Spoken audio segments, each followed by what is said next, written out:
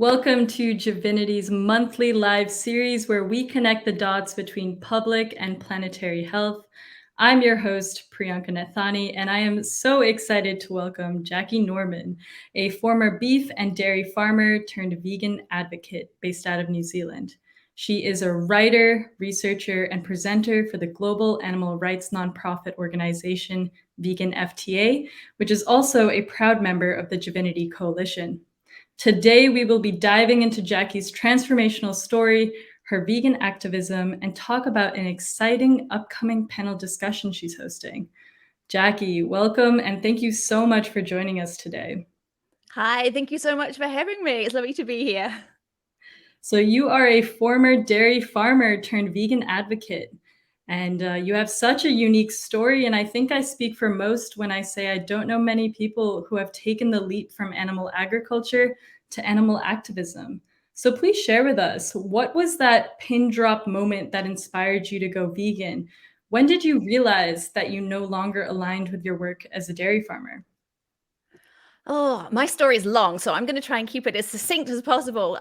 The trigger point, actually, for when I went vegan, I'm embarrassed to say I actually had nothing to do with my experience in the dairy industry. It was actually a Facebook post, which was the trigger moment for me. So everyone out there that thinks, nobody sees my Facebook post, nobody, takes on board what I'm saying. I was just scrolling through, and I had a vegan friend who was always posting images that I just didn't want to see, and kept scrolling and scrolling. And then out of the blue, one day she shared a post asking to sign a petition to ban pig farrowing crates here in New Zealand. And I didn't know that was even happening in New Zealand. You kind of think, you see these things and think, oh, that doesn't happen in my country. That happens other countries. I clicked into the petition, saw what was happening in my own country, and just that was it for me. I thought, I'm never going to knowingly, willingly participate in any animal exploitation again. So that was me. I went vegan on the spot that day, 2017. When I found out what I'd been part of in the dairy industry, that didn't really happen. I'd been out of the industry for 4 years when I went vegan, and I was kind of shy to share with people on Facebook groups that I had been in the farming industry. And once I started joining vegan Facebook groups and other sort of social networks, and once people found out, rather than vilifying me, they actually said, look, you've got a really powerful story here. You've got a unique perspective, and you really need to use your voice. You need to share the truth as an industry insider. And I'd never really thought about it before, but I thought, okay. I was pretty nervous, but it was only then that the penny really started to drop about what I had been part of. And after that, I just agreed. I thought, yeah, I've got to use my voice. There is no way other people know what is happening in the industry and what has always been happening in the industry. And it's down to me to help get it out there. Yeah, in a previous interview, you described yourself as a puppet to the dairy industry. Really curious to know what you meant by that, and how did it feel when you had this realization that perhaps it was a puppetry in a way? Yeah, I mean, as you can imagine, once it hit me what I've been part of, it was very, very hard to live with. Very hard. I don't know if that's something that you ever get over, but there's a quote that I really like that says, "The most dangerous phrase in the language is we've always done it this way." And I think that's never truer than in the case of the dairy industry. Although, as you will know, Divinity and some of the amazing talks that Nivi's done, we haven't always done this way, but for the last few generations, at least, and in our generation, we have always done it this way. And that was the answer that I got. I was in the industry for 18 years, and there were many, many times that I cried. I didn't like a lot of the practices, a lot of the day-to-day operations that happened. Obviously, the separating of the cows and calves, and a lot of the things that happen. And I was always told, well, yeah, I know it's sad. Yeah, we know it's sad. Every year it was the same. Every week it was the same, and I would cry. And I was always, yes, Jack, we know it's sad, but this is how it has to be. This is what happens. This is what cows are for. They are, and you're very much indoctrinated that, you are doing a great service. You are providing, essential nutrition to the country, to the world in our case, and so that's something that you're like, okay, yeah, it's sad, but this is what we need to do to get from A to B. And I certainly never realized how much I was exploited, if females are exploited in the industry either, until you know, we're all on a constant journey, and as I progress down the years that follow, you know, more and more things are hitting me, and I'm like, wow, yeah, we're all part of this system here. Yeah, yeah, and thank you so much for sharing your experience in the dairy industry. I know these are really powerful insights about animal agriculture and how it's destroying public and planetary health, and you touched upon a key insight about even ecofeminism within the connections between public and planetary health. And tomorrow you are moderating an amazing panel discussion tomorrow, March 23rd at 5 p.m. U.S. Eastern Standard Time. The panel discussion is titled Milked Women, Feminism, and Dairy, presented by the Vivas Network, a global community of vegan women leaders founded by Katrina Fox. And so, what is this new documentary all about? What can our viewers expect from tomorrow's discussion? It's an incredible documentary. If you haven't seen it yet, Milked is out now. You can watch it free anywhere, wherever you are in the world, on Water Bear Media. And you know, it's incredible. I kind of, I feel like it's a bit of a cliche to say, you know, it's up there with Cowspiracy and Seaspiracy, but it really, really is. It is that powerful a documentary, and you know, really it's about, you know, tomorrow's panel is all about really celebrating Amy. Amy Taylor is an amazing, you know, it's International Women's Month. She is an amazing woman director who has done an incredible job with this documentary. You're not going to believe it. It really, you know, I'm looking forward to celebrating her. I'm looking forward to being able to host this wonderful panel of women. You know, we're going to be talking about so many things. Milked as a documentary, I think people are going to be really surprised when they see it. I was surprised as someone who'd been involved in the industry for so many years. You know, there was so much that even I didn't know, and she's just done an incredible job. But I think a lot of people will be wanting to see they'll be looking at the documentary expecting to see farmers being vilified, you know, people slagging off farmers, that farmers are bad people. And this is not the case with Milked at all. It does an amazing job of presenting the issues in the dairy industry, and they are huge issues that, you know, they affect the whole world. This is not just New Zealand's problem, and it presents the solutions. You know, these are the problems. This is an immensely powerful, all-controlling industry. What are we going to do about it? What can we do about it? And so she has done an incredible job. So we're all about celebrating Amy, but yeah, Katrina has let me host this, which is wonderful of her. And we also have Jessica Strathdy. She is coming to speak as well. She is another very amazing speaker. She is also a former dairy farm worker here in New Zealand, and it was her who first encouraged me to be active in the movement and to use my voice as well. And she's fantastic. So I'm really looking forward to that. And also we have the wonderful Nivi from JIVINITI as well, who is a wealth of knowledge. So it's going to be a fantastic panel. Yes, we are looking forward to it so much. Tomorrow, 5 p.m. U.S. Eastern Standard Time.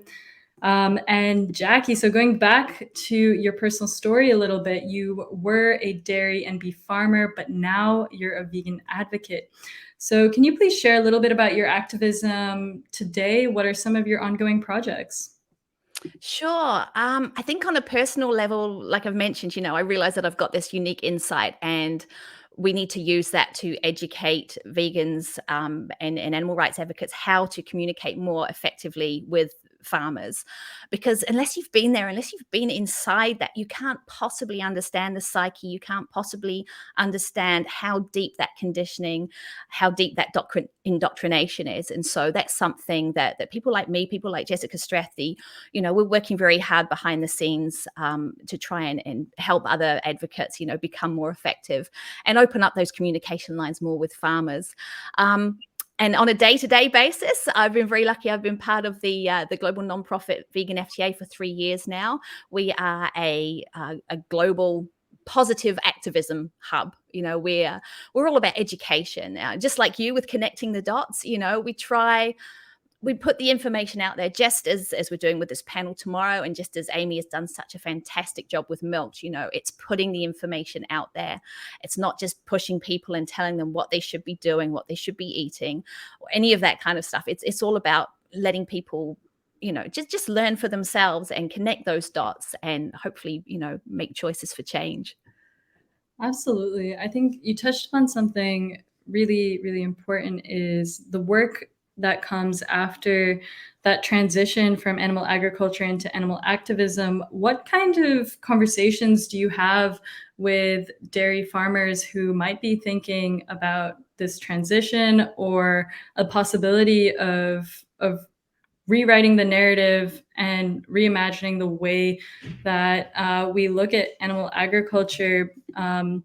Because a lot of what the media perpetuates is the idea that dairy cows live better lives and family-owned farms rather than industrial farms. And a lot of what feeds into that sentiment is that dairy farmers really love their cows and that there's a connection and that it's ethical.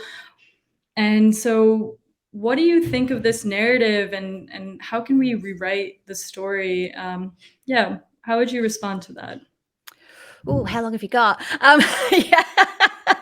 I mean, just the whole, do farmers love their animals? That can go down a whole, a whole presentation in itself. It's about, like I said, unless the amount of us that have been on both sides of the industry are very, very few.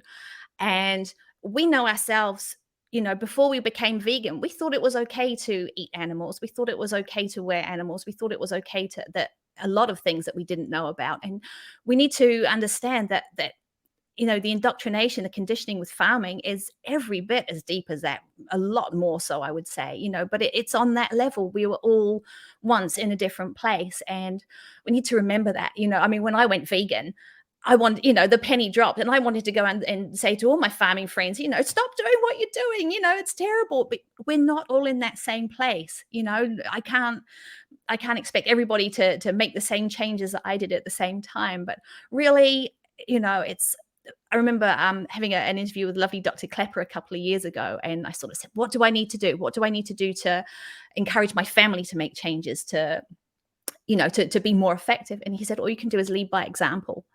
And so that's what I've tried to do on a personal level, whether I'm talking with vegans, with pre-vegans, with farmers. Is just lead by example and have open conversations, really.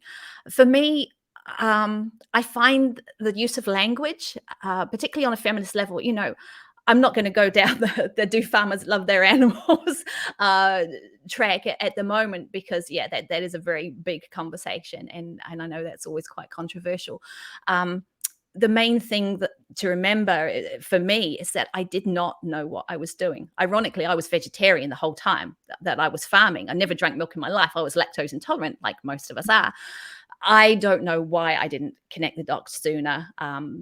Conditioning, feeling trapped in the industry, it could be all manner of things, but I did not see what I was doing to those animals. So when I was milking them, I was I could milk 220 cows on my own, and I was proud of that as a female, because I was like, I'm a leader in the industry, look at how much I'm able to do, as little old me, 5'0", with in charge of a 220 herd of these beautiful cows. But I didn't see what I was doing, because I was patting them, because I was singing to them, because I wasn't going out there. I didn't see myself as abusing or exploiting these animals, and that's the thing that we need to remember with farmers, is that they don't see what they're doing. Particularly in a male-dominated industry as well. People don't think about how, farmers will see their wives, right? And their farmers are fathers, and their wives carry children for 9 months. Cows do the same, and yet humans get to keep their babies and cows don't. And depending on whether they're male or female, the calf is slaughtered. So there are a lot of things that we just don't realize, they just don't see what they do. They don't make the connection. And like for me, when I did, it was just mind-blowing and harrowing. And I don't think I'll ever get over that. But it's just having those conversations. I find the use of language is very important as well when trying to get a message across as an advocate. For example, I see a lot of vegan activists, they say cows are raped. And it's like that one word is supposed to sum up everything. You're just supposed to know exactly what that means. And I have to say, as someone who witnessed artificial insemination many, many times, and I tell you what, I turned away every time. I'm embarrassed, but I turned away every time because I could not bear to watch it. But what happens to a cow during the process of artificial insemination, it is nothing like, non-consensual intercourse. And so, expecting one word to sum up everything, you can't always expect that to be effective. You can't always expect people to identify with that. Sure, it might take me a lot longer. It might take me 10, 15 minutes to explain what happens in the process of artificial insemination. But if that's what helps, if that's what gets the message across, it would be great if more people could really educate themselves. More vegan advocates could really educate themselves on these processes. What happens? Ask me if you want. I don't care. Ask more of us that have left the industry that have got this information, because we'll be happy to share. And if that helps people be better advocates and say to their friends or family, did you know this is what happens? And did you know that these cows actually carry their calves for 9 months, just like humans, and they get them taken away? It's the nitty gritty that we need to get down to. It's the education. It's not the preaching. It's the education. This is what happens. And for a lot of people, I think that would be enough. I think for a lot of farmers, if they really knew what they were doing, what they were part of, I think it would be enough. That's just my take on it. But yeah, language does play a huge role. Conversations, interpersonal dialogues around veganism, education. And I think what you were mentioning earlier about this indoctrination and on like a subconscious level, I think media plays a huge role in that as well. It doesn't help that a lot of these industries, dairy, egg, meat industries, have billions and billions of dollars in funding for campaigns and perpetuate certain narratives in media that a lot of us believe. And like you were saying earlier, you don't know sometimes. Education is it's huge. And so I'm curious to know a little bit, in New Zealand, what are some of the dominant narratives around dairy?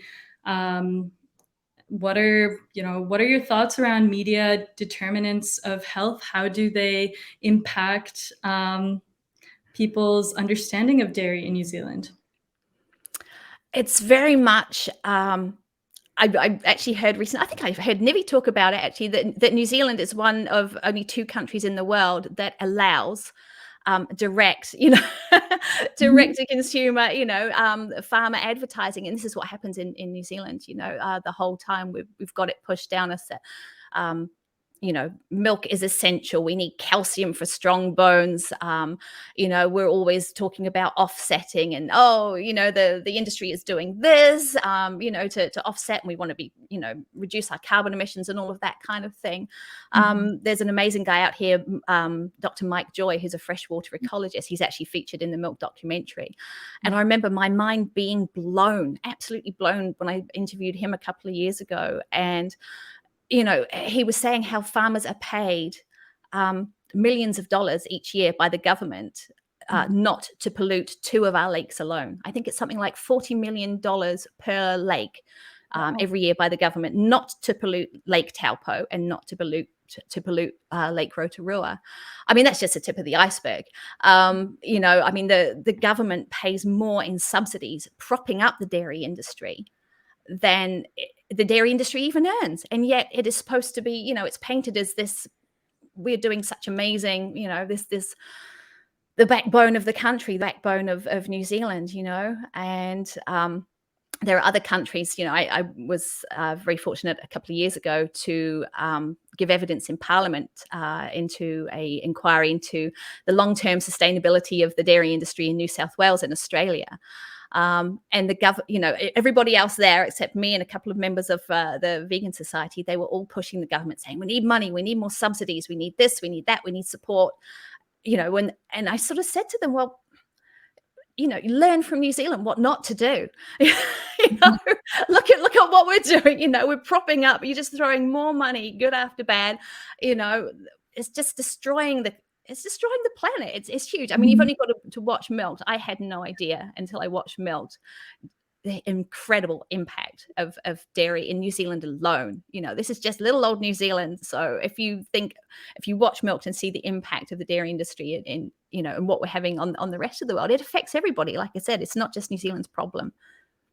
Right. Yeah. And the other country that you mentioned, aside from New Zealand, that has direct um, consumer access with marketing and advertising is United States. And it's really interesting how there's a lot of funding and a lot of ties in there. So you spoke about the impact of public and planetary health, and you once mentioned in an interview that being vegan is not enough. Could you describe and elaborate a little bit more on that? Because there's a lot of dots to connect. It's not just about the diet; it's a whole lifestyle choice, and it impacts public, planetary, animal health. And I'm so curious to know what your thoughts are on that. Absolutely. I mean, I never thought I was going to be one of these vegans that says, it's not enough just to be vegan, because I'm the same one every year. I've got my vegan anniversary, the day that I went vegan. I'm like, right, so now I've saved this many animals and this many gallons of water and this many, square meters of forest, I'm doing my bit. But the thing is, it's all very well me doing it. Mhm. But it's not just down to me. It's not just down to all of us that are currently vegan now and not going to be able to save the world. We're not going to be able to change what's happening. We need to, have a greater impact. And I think it's our duty to share, to educate, and as I said, lead by example. And I find the best way, like I said, is to have those open conversations, because I've found many people, I'm really lucky that, I have had people come to me that have said they have gone vegan because of something that, they've learned.